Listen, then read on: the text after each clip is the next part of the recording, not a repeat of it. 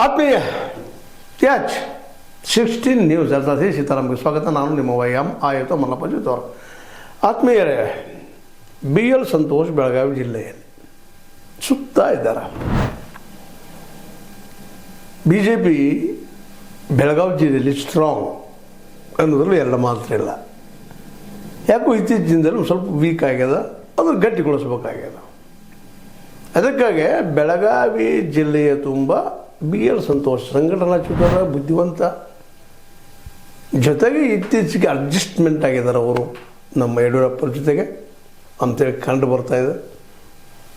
ಅದೇ ಕಾಲಕ್ಕೆ B Y Vijayendra ಅವರ ಒಂದು ರಾಜ್ಯಾಧ್ಯಕ್ಷ ಗಿರಿ ಉಳಿಯುವಲ್ಲಿ ಕಾರ್ಯಕರ್ತರಂತೇಳಿ ಕೇಳಿ ಬರ್ತಾಯಿದೆ. ಹೀಗಾಗಿ ವಿಜೇಂದ್ರ ಜೊತೆಗೆ ಬಿ ಎಲ್ ಸಂತೋಷ್ ಅವರು ಬೆಳಗಾವಿ ಜಿಲ್ಲೆ ತುಂಬ ಇಲ್ಲಿಯ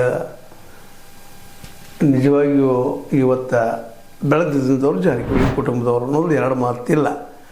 ಅದರಲ್ಲೂ ಡಿ ಸಿ ಸಿ ಬ್ಯಾಂಕನ್ನು ಕೈಯಲ್ಲಿ ತೆಗೆದುಕೊಂಡ ಮೇಲೆ ಎಲ್ಲರೂ ಅಲರ್ಟ್ ಆಗಿದ್ದಾರೆ. ಇವತ್ತು ಕಾಂಗ್ರೆಸ್ನಲ್ಲಿ ಇರ್ಬೋದು, ಬಿ ಜೆ ಪಿಯಲ್ಲಿ ಇರ್ಬೋದು, ಅದರಲ್ಲೂ ಬಿ ಜೆ ಪಿಗರು ತಮ್ಮ ಕೈಯಲ್ಲಿಯ ಅಧಿಕಾರನ ಕಳ್ಕೊಂಡಿದ್ದಾರೆ.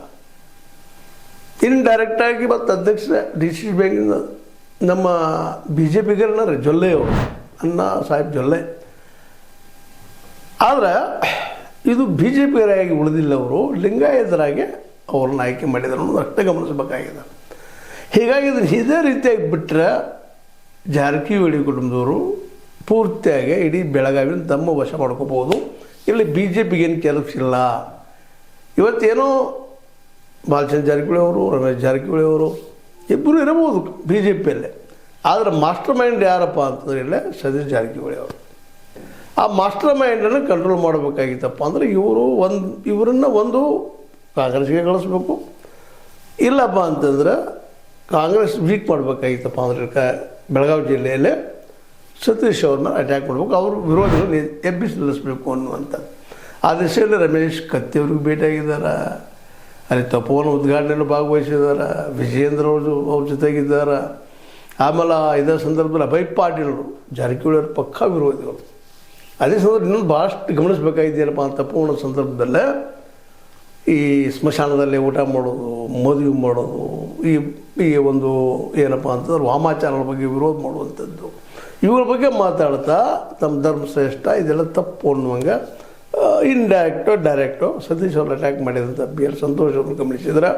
ಜೊತೆಗೆ ಕತ್ತಿಯವರು ಸಹ ಇವತ್ತು ಹಿಂದಿನ ಒಂದು ಏನಿತ್ತಿಲ್ಲ ಅವರಲ್ಲಿ ಒಂದು ರಭಸನ ಜೊತೆ ತೆಗೆದುಕೊಂಡ ನೇರವಾಗಿ ಜಾರಕಿಹೊಳಿಯವರ ವಿರೋಧವಾಗಿ ಮಾತಾಡೋದನ್ನು ನಾವು ಗಮನಿಸಿದಾಗ, ಜೊತೆಗೆ ಜಾರಕಿಹೊಳಿ ವಿರೋಧಿ ಆದಂಥ ಅಭಯ್ ಪಾಟೀಲರ ಮನೆಗೆ ಹೋಗಿ ಭೇಟಿಯಾಗಿ ಅವ್ರನ್ನ ಇನ್ನಷ್ಟು ಸದೃಢವಾಗಿ ನಿಲ್ಲಿಸುವಂಥ ಕೆಲಸ ಮಾಡೋದನ್ನು ನೋಡಿದಾಗ ಸಹಜವಾಗಿ ಬೆಳಗಾವಿ ಜಿಲ್ಲೆಯನ್ನು ಮರಳಿ ತಮ್ಮ ಸುಪರ್ತಿಗೆ ತೆಗೆದುಕೊಳ್ಳೋ ದಿಶೆಯಲ್ಲೇ ಬಿ ಎಲ್ ಸಂತೋಷ್ ಅವರು ಪ್ರಯತ್ನ ಮಾಡ್ತಾ ಇದ್ದಾರೆ. ಈ ಹಿಂದೆ ನಿಮಗೆ ಗೊತ್ತಿದೆ ಇತಿಹಾಸದಲ್ಲಿ ನೋಡಬಹುದಂಥದ್ದು.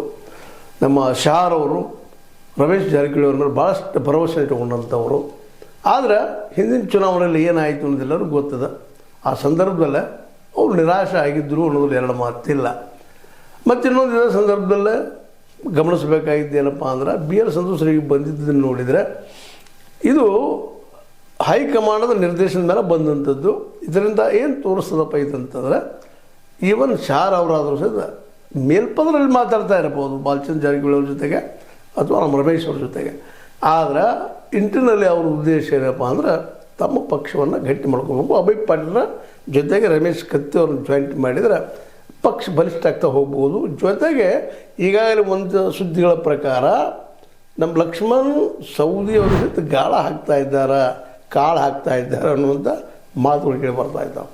ಸಪೋಸ್ ಏನಾದರೂ ಈ ಸಂದರ್ಭದಲ್ಲೇ ಎಕ್ಸ್ಪಾನ್ಷನ್ ಆಫ್ ದ ಮಿನಿಸ್ಟ್ರಿ ಒಳಗೆ ಒಂದು ವೇಳೆ ಜಾರಕಿಹೊಳಿ ಅವ್ರ ಪ್ರಭಾವದಿಂದ ಸೌದಿ ಅವರನ್ನು ಮಂತ್ರಿರಿಗೆ ತೆಗೆದುಕೊಳ್ಳಲಿಲ್ಲ ಅಂದರೆ ಸಿದ್ದರಾಮಯ್ಯ ಅವರು ನಿಶ್ಚಿತವಾಗಿಯೂ ಲಕ್ಷ್ಮಣ್ ಸವದಿ ಅವರು ಸನ್ಯಾಸಿಗಳಲ್ಲ. ಅವರು ಬಿ ಜೆ ಪಿಗೆ ಮರಳಿ ಹೋದರೂ ಯಾರು ಆಶ್ಚರ್ಯಪಡಬೇಕಾಗಿಲ್ಲ. ಯಾಕಂದರೆ ಕತ್ತಿ ಮತ್ತು ಅವ್ರ ಮಧ್ಯದಲ್ಲಿ ಆ ರೀತಿ ಗಳಶ್ಯ ಕಂಠಶ್ಯ ಮಿತ್ರತ್ವ ಬಂದುಬಿಟ್ಟದ.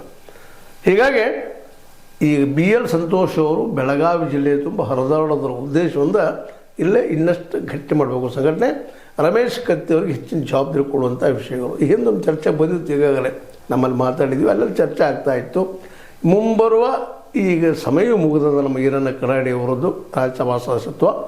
ಆ ರಾಜಸಭಾ ಸದಸ್ಯತ್ವಕ್ಕೆ ನಮ್ಮ ಕತ್ತಿಯವರನ್ನು ನೇಮಿಸ್ಬೋದಾ ಅನ್ನುವಂಥ ಒಂದು ಪ್ರಶ್ನೆ ಅದೇನಾಗ್ತದೆ ಗೊತ್ತಿಲ್ಲ, ಅದು ಅವರ ಆಂತರಿಕ ವಿಷಯ. ಆದರೆ ಇವತ್ತು ರಭಸಾಗಿ ಜಾರಕಿಹೊಳಿ ಅವರ ವಿರೋಧವಾಗಿ ಮಾತಾಡುವಂಥ ಶಕ್ತಿ ಏನಾದರೂ ಅಳವಡಿಸ್ಕೊಂಡಿದ್ರೆ ಇವತ್ತು ಮಾತಾಡ್ತಾ ಇದ್ದಾರೆ ರಮೇಶ್ ಕತ್ತಿ ಅವರು. ಅವ್ರ ಕಡೆಯಿಂದ ಅಂದರೆ ಅವರಿಂದ ಮಾತಾಡಿದ ಸಾಧ್ಯದ ಅನ್ನುವಂಥದ್ದು. ಜೊತೆಗೆ ಲಕ್ಷ್ಮಣ ಸವದಿ ಅವ್ರನ್ನ ತರುವಂಥ ಶಕ್ತಿ ಯಾರಿಗಾದ್ರೂ ಇದ್ದರೆ ಅದು ರಮೇಶ್ ಕತ್ತಿ ಅವ್ರಿಗೆ ಅನ್ನುವಂಥ ಭಾವ ಬರಲಾಗತ್ತದ. ಜೊತೆಗೆ ರಮೇಶ್ ಕತ್ತಿ ಅವರು ಇನ್ನಷ್ಟು ಇಲ್ಲಿ ಈ ಭಾಗದ ವಿವೇಕರಾವ್ ಅವ್ರ ಜೊತೆಗೆ ಸಂಬಂಧ ಚೆನ್ನಾಗಿ ಇಟ್ಕೊಂಡಿದ್ದಾರೆ. ವಿವೇಕರಾವ್ ನಮ್ಮ ಪಾಟೀಲರು ಜೊತೆಗೆ ರಾಜೇಂದ್ರ ಸಣ್ಣಕ್ಕಿ ಅವ್ರ ಜೊತೆಗೆ ಸಹಿತ ಅವರು ತಮ್ಮ ರಾಜಕೀಯ ಚತುರತೆಯನ್ನು ಉಪಯೋಗ ಮಾಡ್ತಾ ಇದ್ದಾರೆ. ಇದರ ಅರ್ಥ ಇಲ್ಲೇ ಬಿ ಜೆ ಪಿಯನ್ನು ಇನ್ನಷ್ಟು ಗಟ್ಟಿಗೊಳಿಸಿ ಬೆಳಗಾವಿ ದೊಡ್ಡ ಜಿಲ್ಲೆ 18 ಜನ ಶಾಸಕರಿದ್ದಾರೆ, ಅದರಲ್ಲಿ ಇನ್ನೂ ಅಷ್ಟು ಮ್ಯಾಕ್ಸಿಮಮ್ ತಾವು ಮಾಡ್ಕೊಳ್ಬೇಕು ಅನ್ನುವಂಥ ವಿಚಾರ ಇರ್ಬೋದು. ಜೊತೆಗೆ ಕಾಲಕ್ಕೆ ಮತ್ತು ಇನ್ನೊಂದು ಏನಾಗಿಬಿಟ್ಟದಪ್ಪ ಅಂದ್ರೆ ಜಾರಕಿಹೊಳಿ ಅವ್ರ ಕುಟುಂಬದ ಮೇಲೆ ಬಿ ಜೆ ಪಿಗರಿಗೆ ವಿಶ್ವಾಸ ಇಲ್ಲ ಅನ್ನುವಂಥದ್ದು ಸ್ಪಷ್ಟ ಆಗ್ತಾ ನಡೆದದು. ಇದರಿಂದಾಗಿ ಏನೇನು ರಾಜಕೀಯ ಸ್ಥಿತ್ಯಂತರಗಳಾಗ್ಬೋದು 2026ರಲ್ಲಿ. ಯಾಕಂದರೆ ಇದು ಕೊನೆಯ ದಿನ ಆಫ್ ದಿಸ್ ಇಯರ್ 2025. ಈ ಕೊನೆಯ ದಿನದಲ್ಲಿ ಈ ರೀತಿ ಡೆವಲಪ್ಮೆಂಟ್ ಈ 3-4 ಅಥವಾ ಈ ವಾರದಲ್ಲಿ ನಡೀತಾ ಇದ್ದಾವೆ. ಇದನ್ನೆಲ್ಲ ಗಮನಿಸಿದಾಗ ಬಿ ಜೆ ಪಿ ಅಷ್ಟು ಸುಲಭವಾಗಿ ಬೆಳಗಾವಿ ಜಿಲ್ಲೆಯನ್ನು ಬಕ್ಷಿಸಾಗಿ ಜಾರಕಿಹೊಳಿ ರೂಢಿಗೆ ಅಥವಾ ಕಾಂಗ್ರೆಸ್ ರೂಢಿಗೆ ಹಾಕ್ಲಿಕ್ಕೆ ಸಾಧ್ಯ ಇಲ್ಲ ಅನ್ನುವಂಥದ್ದು. ಜೊತೆಗೆ ಜೊಲ್ಲೆಯವ್ರ ಜೊತೆಗೂ ಮಾತುಕತೆ ಆಗಿದಾವ ಅನ್ನುವಂಥದ್ದು ಅಥವಾ ಏನೋ ಒಂದು ನಡೆದದು ಅನ್ನುವಂಥ ಗುಮಾನಿಗಳು ಅಲ್ಲಲ್ಲಿ ಕಂಡು ಬರ್ತಾ ಇದ್ದಾವೆ. ಅದರಲ್ಲಿ ಇದರರ್ಥ ಬಿ ಜೆ ಪಿ ಇನ್ನಷ್ಟು ಸ್ಟ್ರಾಂಗ್ ಮಾಡ್ಕೊಳ್ಳೋದು, ಜೊತೆಗೆ ಕಾಂಗ್ರೆಸ್ಗೆ ಹೊಡೆತ ಕೊಡುವಂಥ, ಯಾಕಂದ್ರೆ ಇನ್ನಷ್ಟು ಬೆಳಿಬಾರ್ದು ಬೆಳಗಾವಿ ಜಿಲ್ಲೆಯಲ್ಲಿ. ಯಾಕಂದ್ರೆ ಸತೀಶ್ ಜಾರಕಿಹೊಳಿ ಅವರಂತೂ ನಿಶ್ಚಿತವಾಗಿಯೂ ಬಿ ಜೆ ಪಿಗೆ ಬರ್ತಾರ ಅನ್ನುವಂಥ ವಿಶ್ವಾಸ ಅವ್ರಿಗಿಲ್ಲ. ಯಾಕಂದರೆ ಅವ್ರ ವಿಚಾರಧಾರೆ, ಅವ್ರು ಬೆಳೆದಂಥ ರೀತಿ ನೀತಿ ನೋಡಿದ್ರೆ ಅಹಿಂದ ಮೂಮೆಂಟ್ದಲ್ಲಿ ಅವ್ರು ಮುಂದುವರೆಯವರು. ಜೊತೆಗೆ ಸಿದ್ದರಾಮಯ್ಯರನ್ನು ಬಿಟ್ಟು ಬರುವಂಥ ಸ್ಥಿತಿಯಲ್ಲಿ ಅವ್ರಿಗಿಲ್ಲ ಅನ್ನೋದು ಅವ್ರಿಗೆ ಗೊತ್ತಾಗ್ಯದ ಅಂತ ಅನ್ನಿಸ್ತದೆ. ಜೊತೆಗಲ್ಲೇ ಡಿ ಕೆ ಶಿ ಅವರಿಗಿಂತಲೂ ನಂಬೋದಕ್ಕೆ ಇವರು ಅಲ್ಲ ಅಂದರೆ ಬಿ ಜೆ ಪಿ ವಿಚಾರ. ಯಾಕಂದ್ರೆ ಧರ್ಮ ನೆಲೆಗಟ್ಟಿನಲ್ಲೇ ಅಥವಾ ಇಲ್ಲಿ ಏನಪ್ಪ ಅಂತಂದ್ರೆ ಈ ದೇವರುಗಳ ಬಗ್ಗೆ ವಿಚಾರ ಮಾಡಿದಾಗ ಸತೀಶ್ ಅವರು ಅದರಿಂದ ಸ್ವಲ್ಪ ದೂರ ಇದ್ದಾರೆ. ಅದಕ್ಕಾಗಿ ಸೈದ್ಧಾಂತಿಕವಾಗಿ ನಮಗೆ ಸಮೀಪಿಲ್ಲ. ಜೊತೆಗೆ ಕಾಂಗ್ರೆಸ್ನಲ್ಲಿ ಇರುವುದರಿಂದಾಗೆ ಇಲ್ಲಿ ಹಿಂದುಳಿದ ಮತ್ತು ದಲಿತ ಮತಗಳ ಆ ಕಡೆ ಹೋಗೋದ್ರಿಂದ ನಾವು ಅದನ್ನು ಪುನಶ್ಚೇತನ ಮಾಡ್ಕೋಬೇಕಾಗಿದೆ. ಸ್ವತಂತ್ರವಾದ ಮೀಡಿಯಾಗೆ ಬೇಕಾಗಿರುವುದು ಸ್ವತಂತ್ರ ಧ್ವನಿ. ಆ ಸ್ವತಂತ್ರ ಧ್ವನಿ ಉಳಿಸಲು ನೀವು ಮಾಡಬೇಕಾದದ್ದು ಇಷ್ಟೇ. ಅದೇನಪ್ಪಾ ಅಂತಂತಂದ್ರೆ ನಿಮ್ಮ ಕೈಲಾದಷ್ಟು ಸಹಾಯ ಈ ಚಾನಲ್ಗೆ ಮಾಡಿ ಹಾಗೂ ನಿಮ್ಮ ಧ್ವನಿಯನ್ನು ಕಾಪಾಡಿಕೊಳ್ಳಿ. ಆ ದಿಶೆಯಲ್ಲೇ ಇಲ್ಲಿದ್ದಂಥ ಗಟ್ಟಿ ಕಾಳಗಳು ಅಂದರೆ ಅಭಯ್ ಪಾಟೀಲ್ ಆಯಿತು, ರಮೇಶ್ ಕತ್ತಿ ಅವರಾಯಿತು, ಜೊತೆಗೆ ವಿವೇಕರಾವ್ ಪಾಟೀಲ್ ಅವ್ರ ಮೇಲೂ ಕಣ್ಣು ಹಾಕಿದ್ದಾರೆ. ಅವ್ರಿಗೇನು ಗೊತ್ತಿಲ್ಲ ಯಾಕೆ ಹೋಗ್ತಾರೆ ಅಂತೆಲ್ಲ. ಒಟ್ಟಾರೆ ಬಿ ಎಲ್ ಸಂತೋಷ್ ಈ ವಾರದಲ್ಲಿ ತಿರುಗಾಡೋದನ್ನು ನೋಡಿದಾಗ ಸಹಜವಾಗಿ ಬೆಳಗಾವಿಯನ್ನು ತಮ್ಮ ಹಿಡಿತಕ್ಕೆ ತಗೋಬೇಕು ಅನ್ನುವಂಥದ್ದು. ಮತ್ತು ಅಭಯ್ ಪಾಟೀಲರು ಏನು ಸಾಮಾನ್ಯರಲ್ಲ, ಒಳ್ಳೆಯ ಸಂಘಟಕರು ಅಂತೇಳಿ ಮಾತುಗಳು ಬರ್ತಾ ಇದ್ದಾವೆ. ತೆಲಂಗಾಣದ ಉಸ್ತುವಾರಿ ಇದ್ದಾರೆ. ಜೊತೆಗೆ ಚುನಾವಣಾ ಸಂದರ್ಭದಲ್ಲೇ ಗೋವಾ ಮತ್ತು ಮಹಾರಾಷ್ಟ್ರದಲ್ಲೇ ಚುನಾವಣೆಯ ಸಂದರ್ಭದಲ್ಲೇ ಉಸ್ತುವಾರಿಯಾಗಿ ಅಲ್ಲಿ ಗೆಲ್ಲೋದಕ್ಕೂ ಕಾರಣೀಕರ್ತರಾಗಿದ್ದರು ಅನ್ನುವಂಥದ್ದು. ಅಂದ್ರೆ ಒಬ್ಬ ಆ್ಯಕ್ಟಿವ್ ಆದಂಥ ಈ ಅಭಯ್ ಪಾಟೀಲ್ ಜೊತೆಗೆ ಪ್ರಬಲ ಜಾರಕಿಹೊಳಿಯವರ ವಿರೋಧಿ ಅನ್ನುವಂಥದ್ದು ಜಿಲ್ಲೆ ತುಂಬ ಮಾತುಗಳು ಕೇಳಿ ಬರೋದರಿಂದಾಗಿ ಅವ್ರು ಸದಾ ವಿರೋಧ ಮಾಡೋದನ್ನು ಗಮನಿಸಿದಾಗ ಮೋಸ್ಟ್ಲಿ ಬಿ ಎಲ್ ಸಂತೋಷ್ ಇವೆಲ್ಲ ಲೆಕ್ಕ ಹಾಕೊಂಡು ಬಂದಿದ್ದಾರೆ. ಅದರ ಪ್ರತಿಫಲ ಇವತ್ತು ನಾವು ಕೈಲಿ ಕಾಣ್ತದ. ಮೋಸ್ಟ್ಲಿ ರಮೇಶ್ ಕತ್ತಿ ಮತ್ತು ಜೊತೆಗೆ ಅಭಯ್ ಪಾಟೀಲ್, ಅವ್ರ ಜೊತೆಗೆ ವಿವೇಕರಾವ್ ಪಾಟೀಲ್, ಜೊತೆಗೆ ರಾಜೇಂದ್ರ ಸಣ್ಣಕ್ಕಿ ಮತ್ತು ಈಗಾಗಲೇ ತಮ್ಮ ಒಳ್ಳೆಯ ಹೆಸರನ್ನು ಒಳ್ಳೆಯ ನಡತೆಯಿಂದ ಮಾಡ್ಕೊಂಡಂಥ ನಮ್ಮ ಈ ಒಂದು ಕಡಾಡಿ, ವಿಶೇಷವಾಗಿ ಅದು ನಮ್ಮ ರಾಜ್ಯಸಭಾ ಸದಸ್ಯ ಈರಣ್ಣ ಕಡಾಡಿ, ಇವರೆಲ್ಲ ಸಂಘಟನೆ ಇನ್ನೊಂದು ರೂಪಕ್ಕೆ ಇನ್ನೊಂದು ಮೊದಲಿಗೆ ಒಯ್ಯಬಹುದೇನೋ. ಒಟ್ಟಾರೆಯಾಗಿ ಜಾರಕಿಹೊಳಿಯವರ ಕಾಂಗ್ರೆಸ್ ಹಿಡಿತದಿಂದ ತಮ್ಮ ಕೈ ತೆಗೆದುಕೊಳ್ಬೇಕು ಅನ್ನುವಂಥದ್ದು. ಜೊತೆಗೆ ರಮೇಶ ಮತ್ತು ನಮ್ಮ ಬಾಲಚಂದ್ರ ಜಾರಕಿಹೊಳಿ ಅವರನ್ನು ಸಹಿತ ವಿಶ್ವಾಸ ತೆಗೆದುಕೊಳ್ಳೋ ಪ್ರಯತ್ನ ಮಾಡಬಹುದೇನೋ. ಆದರೂ ಅವರಿಗೆ ಮೊದಲಿನ ವಿಶ್ವಾಸ ಇಲ್ಲ ಅಂತ ಅವ್ರಿಗೆ ಕನ್ಫರ್ಮ್ ಆಗಿದೆ ಅಂತ ಅನ್ನಿಸ್ತದೆ. ಅದಕ್ಕಾಗಿ ಅವರು ಎಲ್ಲ ಪ್ಲ್ಯಾನ್ ಮಾಡ್ಕೊಂಡು ಸ್ವತಃ ತಾವು ಬಂದಿದ್ದಾರೆ. ಜೊತೆಗೆ ಇದರಿಂದ ಒಂದೇನು ಕಂಡು ಬರ್ತಾ ಇದೆ ಅಂದರೆ ವಿಜಯೇಂದ್ರ ಅವರ ರಾಜ್ಯಾಧ್ಯಕ್ಷ ಬದಲಾಯಿಸೋದು ಭಾಳ ಕಷ್ಟ.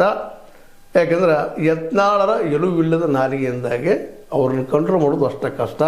ಮತ್ತು ಬಿ ಜೆ ಪಿ ಯಾವಾಗಲೂ ಅದರ ಇತಿಹಾಸ ಗಮನಿಸಿದಾಗ ಅದರಲ್ಲೂ ಮೋದಿ ಮತ್ತು ಶಾರ ಬಿ ಜೆ ಪಿ ಇನ್ನೊಬ್ಬ ಏನಪ್ಪ ಅಂದ್ರೆ ವ್ಯಕ್ತಿಯನ್ನು ಬೆಳೆಸಬೇಕು, ಅದರಲ್ಲೂ ಒಂದು ರೀತಿ ನಮ್ಮ ಯತ್ನಾಳ್ರವರ ಸ್ವಭಾವ ಹೆಂಗಪ್ಪ ಅಂತಂದ್ರೆ ನಾನೇ ಎಲ್ಲ ನನ್ನಿಂದ ಎಲ್ಲ ಅನ್ನುವಂಥ ಒಂದು ಸ್ವಭಾವ ಇರೋದರಿಂದಾಗೆ ನಾಳೆ ಉಲ್ಟಾ ಹೊಡಿಬಹುದು ಅನ್ನೋ ಕಾರಣಕ್ಕಾಗಿ ಅವ್ರಿಗಿಂತಲೂ ವಿಜಯಂತ ಹೆಚ್ಚು ನಮಗೆ ಸುರಕ್ಷಿತ. ಮತ್ತು ಇನ್ನೊಂದು ಮಾತು ಕೇಳಿ ಬರ್ತಾ ಇದೆ, ಯಡಿಯೂರಪ್ಪನವರು ಒಂದು ವೇಳೆ ಯತ್ನಾಳ್ ಒಳಗೆ ತೊಗೊಂಡು ನಾವು ಹೊರಗೆ ಹೋಗ್ತೀವಿ ಅನ್ನುವಂಥ ಮಾತುಗಳನ್ನ ಆಡಿದ್ದಾರೆ ಅನ್ನುವಂಥ ಮಾತುಗಳಿಂದಾಗೆ ಮತ್ತು BL ಸಂತೋಷ್ ಮತ್ತು ಯಡಿಯೂರಪ್ಪರು ಹೊಂದಾಣಿಕೆ ಆಗಿದೆ ಅನ್ನೋದೆಲ್ಲ ನೆಲೆಗಟ್ಟಿನಲ್ಲಿ ಬೆಳಗಾವಿ ಜಿಲ್ಲೆಯಲ್ಲಿ ಇನ್ನು ಮುಂದಿನ ದಿನದಲ್ಲೇ ನೆಕ್ಸ್ಟ್ ಇಯರ್ದಲ್ಲೇ ಸ್ವಲ್ಪ ಜಾರಕಿಹೊಳಿ ಕುಟುಂಬದವರಿಗೆ ಒಂದಿಷ್ಟು ಕಷ್ಟ ಆಗ್ಬೋದು ಅನ್ನುವಂಥ ಮಾತುಗಳು ಕೇಳಿ ಬರ್ತಾಯಿತ್ತು. ಅದಕ್ಕೆ ನೀವೇನಂತೀರಿ? ಇದು ನಿಮ್ಮ ಲೈಕ್ ಮಾಡಿ, ಶೇರ್ ಮಾಡಿ, ಕಾಮೆಂಟ್ ಮಾಡಿ, ಜೊತೆಗೆ ಸಬ್ಸ್ಕ್ರೈಬ್ ಮಾಡಿ. S16 ನ್ಯೂಸ್ ಅರ್ಥ ಇದು ಸತ್ಯದ ಕೈಗೆ ನಡಿ. ವಂದನೆಗಳು.